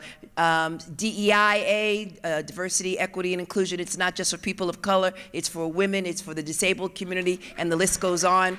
We've written letters, and we are prepared to take action with respect to that case. The Alien Enemies Act, you all heard what is happening, unfortunately, yes, to the gentleman who was deported and now was transferred to New Jersey. A number of us are taking action. I know here in my office, we are monitoring the situation and speaking to the attorneys as well. The bottom line is that all you should walk away from knowing is that, again, attorneys general, Democratic attorneys general, all 23 of us are working in tandem. We're walking in the same direction, and that is protecting the rule of law and protecting the rights of all Americans. The bottom line is, if this applies to you, any of these cases, and you feel that you haven't received any relief, if you've suffered irreparable harm, Reach out to Keith Ellison. If his numbers are jammed, call the next state, I guess, is call all of us.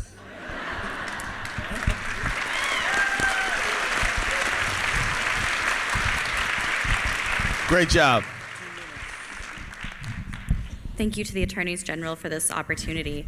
My name is Rachel Dick, and I'm a fifth-year PhD student in the graduate program in neuroscience at the University of Minnesota. Thank you. My research focuses on schizophrenia. I have been fortunate to receive individual funding from NIH, and I also work as part of a large multi-lab collaboration that would not have been possible without the funding that NIH supports. The cuts that have been forced upon NIH are devastating for our scientific community. There is still an ongoing freeze on the NIH grant review process in clear violation of court orders, which means that labs can't receive any new funding. NIH has also announced a new policy of drastically reducing the indirect costs that universities get from grants. These indirect costs pay for everything from our vet staff to career services to keeping the lights on in our building. At the University of Minnesota alone, that amounts to over $100 million lost for scientific research every year. As I prepare to defend my PhD later this year, I am faced with a stalled job market because labs can't guarantee that they'll be able to pay salaries in 6 months.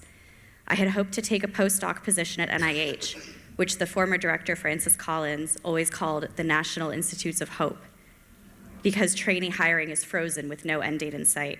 And I'm still one of the lucky ones right now, because my funding hasn't been suddenly cut as retribution for studying fringe topics like women and disparities, which has happened to many other scientists, but I still wake up every day angry and heartbroken over what is happening. These attacks on science mean slower breakthroughs in curing diseases like Alzheimer's, cancer, and depression, and, ironically, wasted taxpayer funds as studies are canceled partway through or forced into indefinite pauses. It doesn't have to be this way. Biomedical research is something we should all take pride in protecting, and I am hopeful that it is not too late to reverse these damaging changes. Thank you.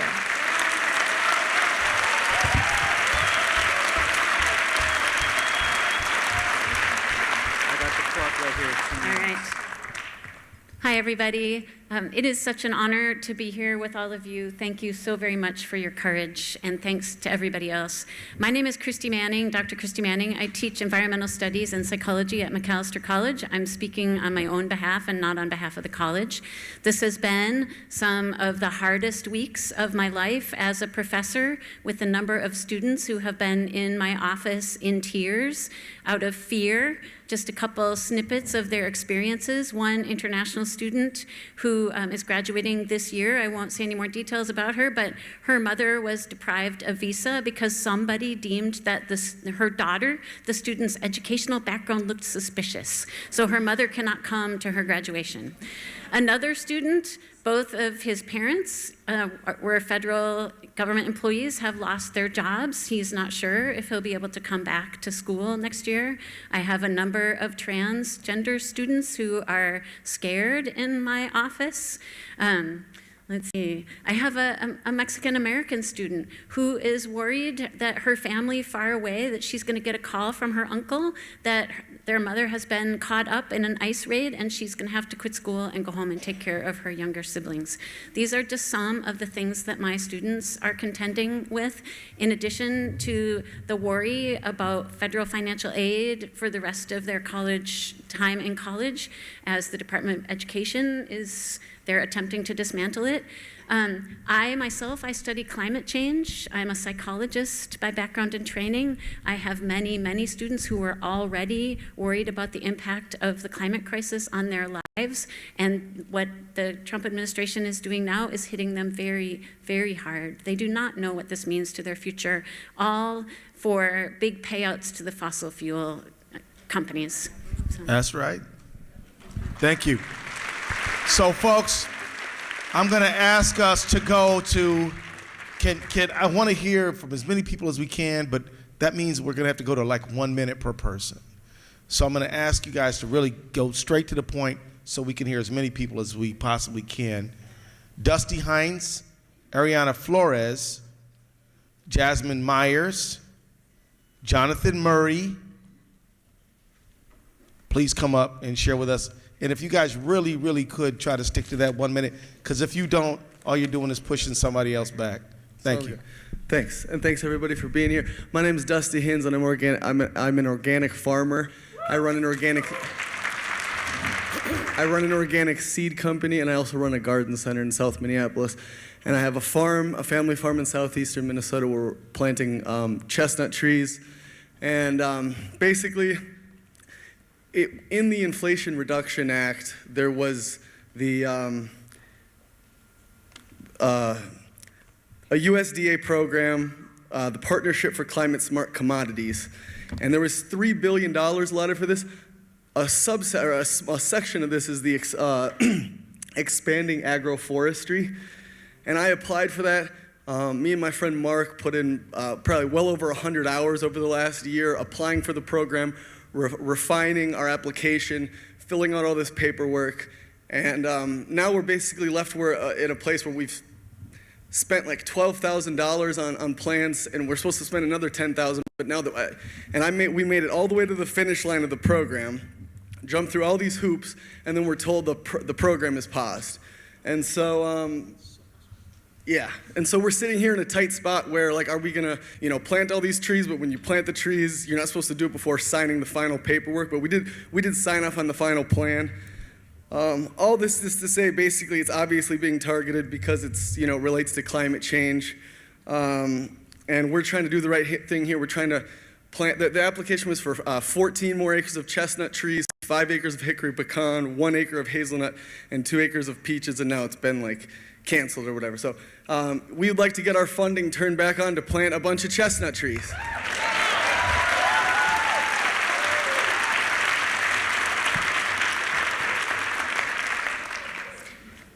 Good evening, everyone. My name is Ariadna Flores, and I am a leader at Unidos, Minnesota. Today, I represent many young people like myself who are unable to qualify for DACA due to the constant attacks throughout the Trump administration. This program has been a fundamental pillar for thousands of young dreamers who, although born elsewhere, have grown up and lived most of their lives here in the country they call home. The Trump administration is following the Project 2025 playbook to run out dreamer protections, including not granting requests for new applications. Trump tried to terminate DACA during his first term, and we do not know what will happen under the second term as the program continues to be litigated in the courts. Trump's agenda is about scapegoating our community while he dismantles the government so the rich get richer. For young people like myself, this nation's culture, values, and customs are only ones we know. We were brought here as children with no say in the decision, but we have embraced this country wholeheartedly. We've grown up with dreams and aspirations. DACA is essential because it provides young people with the security and stability they need to continue their education, work, and live without the constant fear of being separated from their families and the only community they know. It recognizes their efforts, dedication, and desire to build a better future for themselves and all of us. Your continued support of DACA not only gives us the opportunity to continue pursuing our dreams, but also reaffirms your commitment to the principles of equity and justice. It is our responsibility to advocate for a future where all young people, regardless of their place of birth, have the opportunity to reach their full potential. Please continue fighting for DACA recipients. Together we can build a more inclusive and hopeful future for all. Thank you for your attention and for your commitment.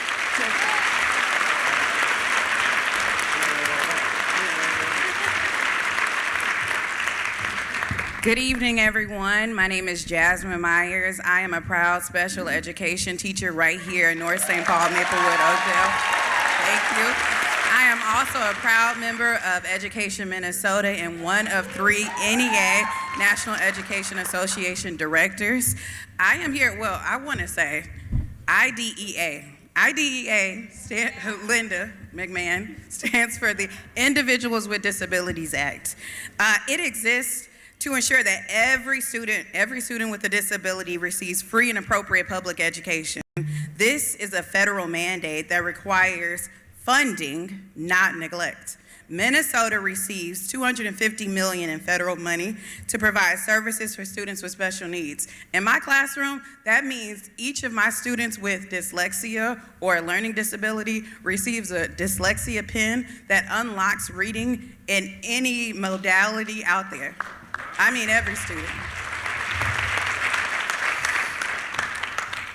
Yet, time and time again, we see that the federal government is prioritizing billionaire-backed interests over public education. Whether it's budget cuts to the Department of Education, attacks on public funding, or divestments from essential programs, the message is clear. Our most vulnerable students are not the priority, but they are our priority. That's right. That's why we stand here together to defend IDEA, y'all all know what it means now, she knows now too, and to fight against the harmful policies and ensure that every student gets the education they deserve. Thank you.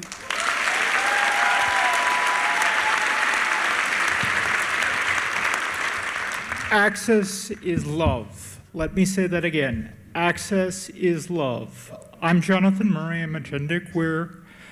I volunteer in disability policy and economics because even before the current darkness, like so many multiply disabled and autistic people who don't have Elon's money plowing the road before us, I live under a mandate of poverty to get the health care I need. We often hear about pulling yourselves up by your bootstraps, but for disabled people, this ignores the reality of the disability tax.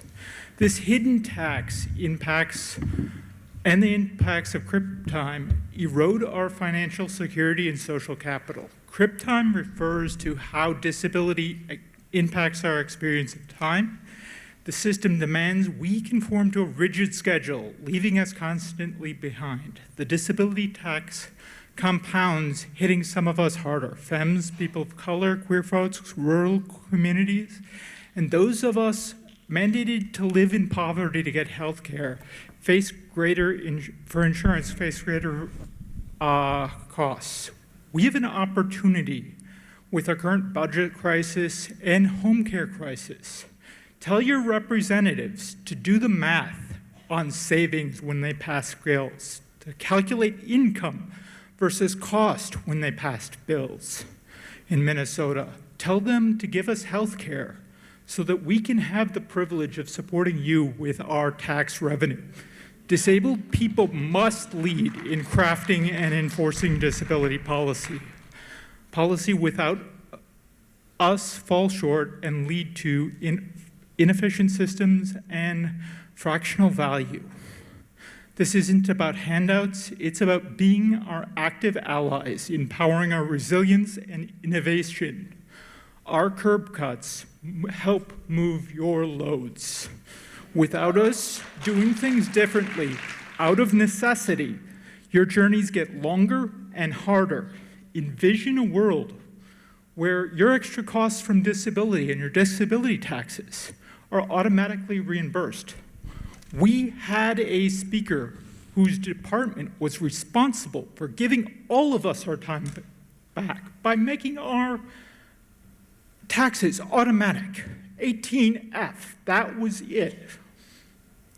What would the world look like when we teach the next generation not to leave each other behind? Let's make a world where disability is a strength, not a burden. Our resolve to leave no one behind can build a world where no one is left behind. Thank you. Thank you. Great. So now, everybody, I'd like to call Dipender Mayo from the ACLU, Amelia Gonzalez of Unidos, and Lisa Urbes forward, who are going to give us constructive, concrete, specific things we can do to help this situation. So would you guys come forward?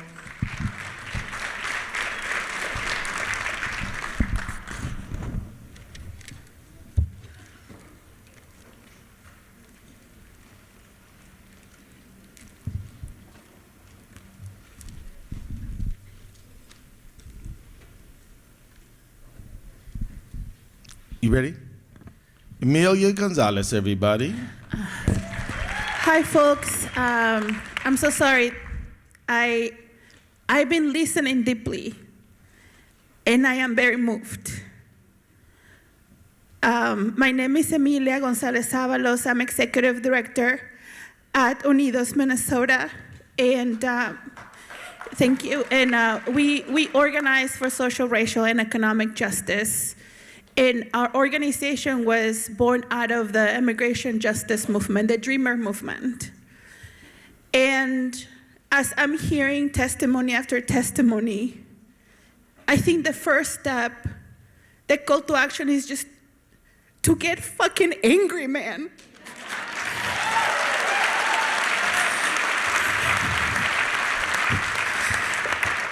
I'm sorry for the swearing. I'm from Mexico City too, and so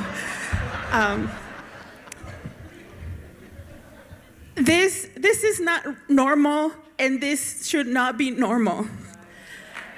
And I'm hearing that there's like I am not a citizen.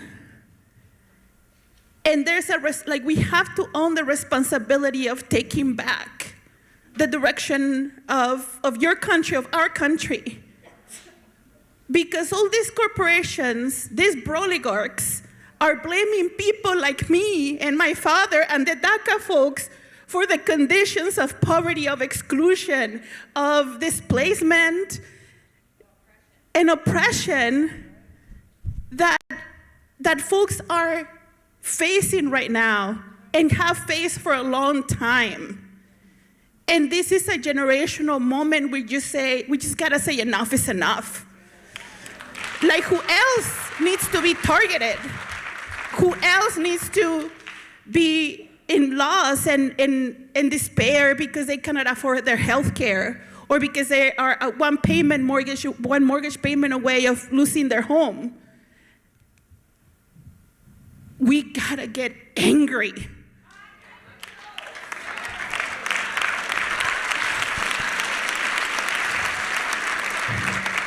And then there's a call for real radical solidarity.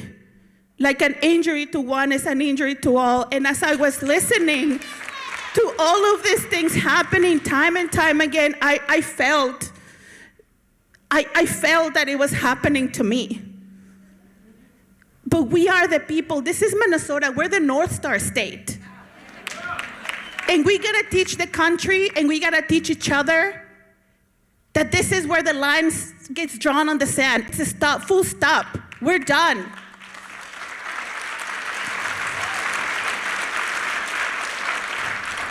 So the call to action is to build a public life, to step into the fray, to come into the light, and do more than just being angry and type on our social media.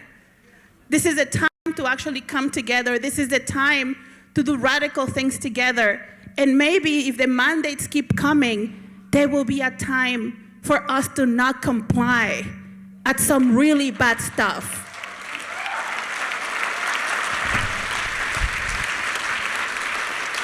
So that's all I gotta say. Thank you so much. Thank you. Thank you. Thank you, Amelia. Depender. Oh, sorry, you're gonna hold it. All right.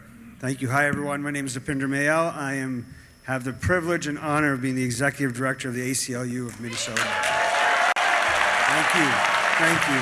And thank you to these great leaders up here.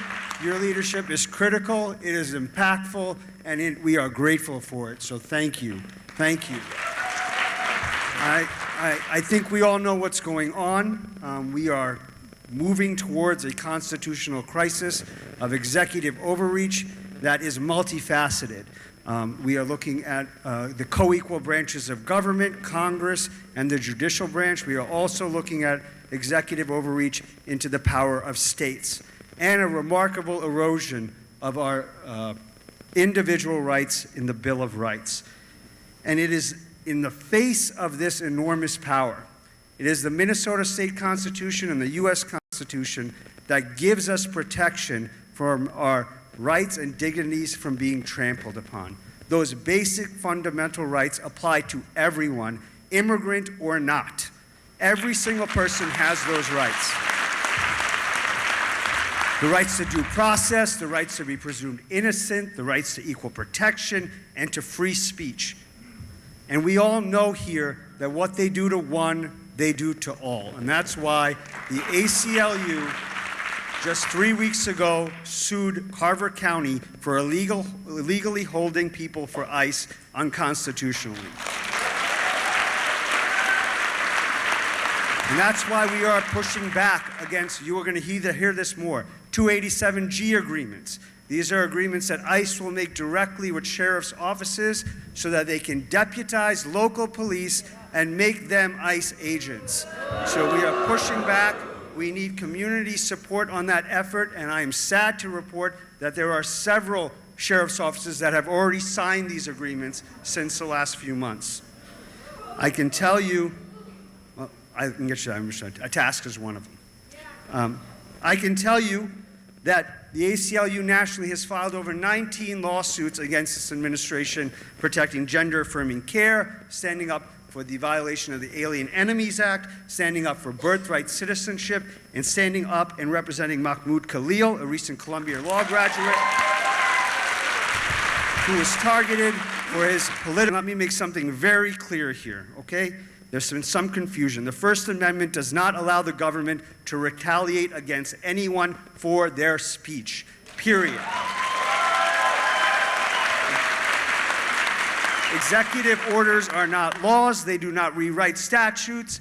They do not rewrite the Bill of Rights. So when the government targets and punishes people or organizations or companies or publicly funded entities for their protected speech, be it diversity-related speech or their political opinion or their affiliation with a political party, they violate the First Amendment. And when the executive branch itself adjudicates and punishes without notice and uses vague terms like woke agenda or gender extremism, they violate our Fifth Amendment rights to due process, our Sixth Amendment rights to counsel, and the fundamental separations of powers. So, to all of you here, there is no secret talking point that is going to win this. I think everybody knows that, right? There is no magic thing that's going to convince people, and part of that has to do with the fact that I know we have power, but we don't have enough power, right? So the basic thing we need to do right now is build power in the most fundamental and basic way.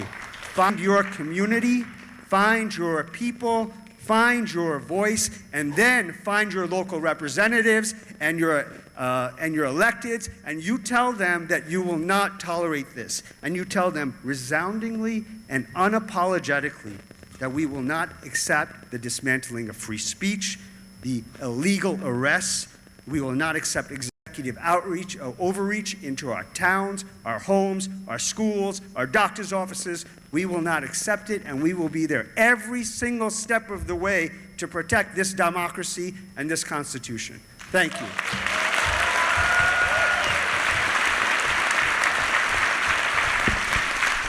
Lisa. Hi, everybody. My name is Lisa Erbs, and I am one of the co-leaders of Indivisible Twin Cities.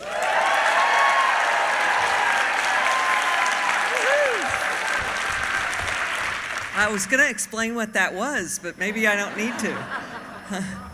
But I will. Indivisible is an organization that's a national organization that leads grassroots groups all over the country in standing up to the Trump agenda. They started in 2017 when he was elected the first time, and believe me, I never thought I would be standing here in 2025 having to tell everybody that it's time for you to show up. Now, here's what we're doing, because the antidote to anxiety is action. And so everybody, and I'm talking about every single one of you in this room and all of your friends and your families and your neighbors and everybody else, has got an opportunity here. We are working, Indivisible Twin Cities is working in coalition with two other groups, the 5051 Minnesota group, who's been putting on some rallies lately, and Women's March Minnesota. And we are working with the national organizations, and on April the 5th, Saturday, April the 5th, at noon, There will be rallies everywhere in this country, with DC being hopefully the largest one, and every single metropolitan area, and then any other small town where they can get a few people to stand on a corner with a sign. And we're going to all be saying, hands off. That is the whole message. And it's a really simple message, and I think it's actually brilliant marketing.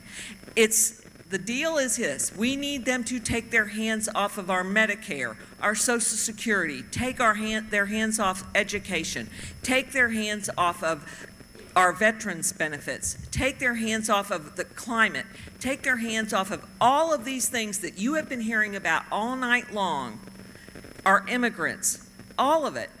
So that's what we're going to do Saturday at noon at the state capitol.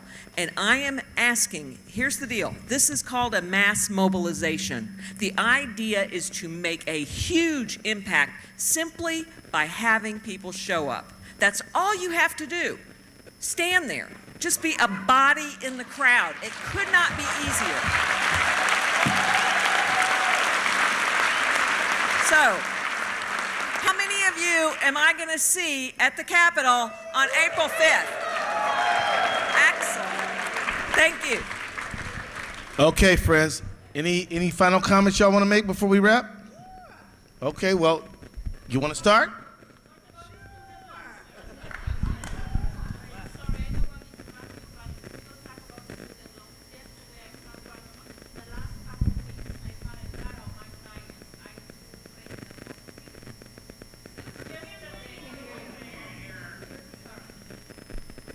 I asked my question is about the student loans in general, the financial extortion from the debt collections. Messerly and Kramer, attorney company sue people for debts. They are suing people when they already paid the debts. In the student loans, the last couple of weeks, I find one of my clients, they are paying their student loans, but the amount they don't decrease. When I start to go deep in the balance, what happened is they are technically do the capitalization of the student loans. My question for you is, what is going on with the student loans? Why nobody is checking that? A lot of people, they make a complaint. Now the student loans is growing. With the Biden administration, with the SAVER program, is supposed not to allow the capitalization of the student loans. That's my question.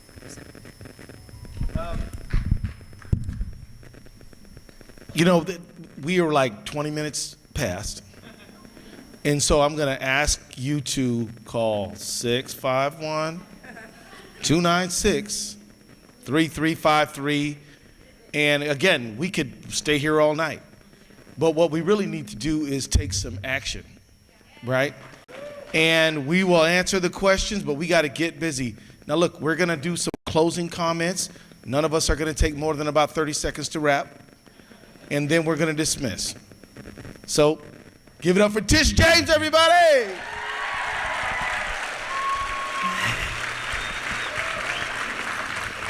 That's why we need the consumer protection. Yeah, that agency. That was dismantled, and that's why we joined in some litigation to protect that agency and the workers there. Listen, I won't be before you long.